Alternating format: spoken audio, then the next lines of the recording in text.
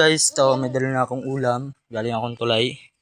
Gamit ko po galing tulay la lupa. Ito dinala ko yung ito yung isda na binigay ni Kuya Vincent. Nagpabigay ng pang ulam.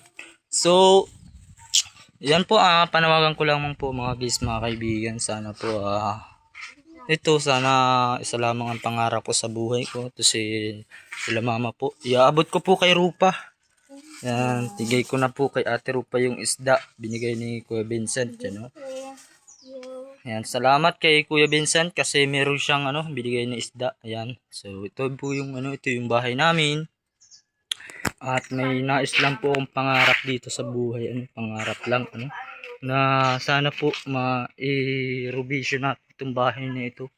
Ayan, sana may dumating na biyaya sa ating panawagan ko lang kay Kuya Bal, sana muli po Kuya, sana may-update po niyo pa bahay dito. Ito yung bahay namin. Then yun nga po, nakapag patuloy-tuloy po tayo. Siro pa po dito. Yan. Ano luto niya? Tiras lang yan. Didikta ng asim. Asim. Asim na lang. Ito kalamansi. Kalamansi. Ito po yung bahay namin. Ito. Yan po, ito na yung bahay namin ngayon. Papalitan tayo. To na po yan, revision na sana po ito, ipahay sana po yung pang itaas po niya mga guys. Yan sana may bumigay na tulong sa amin muli sa ating Kalingap kay Kuya Bal, kilatid na ay Kalingap Rab.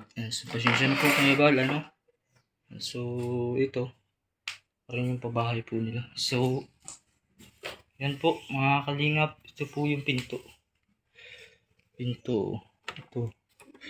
Ayos pa naman po yung isang pinto dito sa kabila. Ayos pa pero sira na rin. Bagsak na.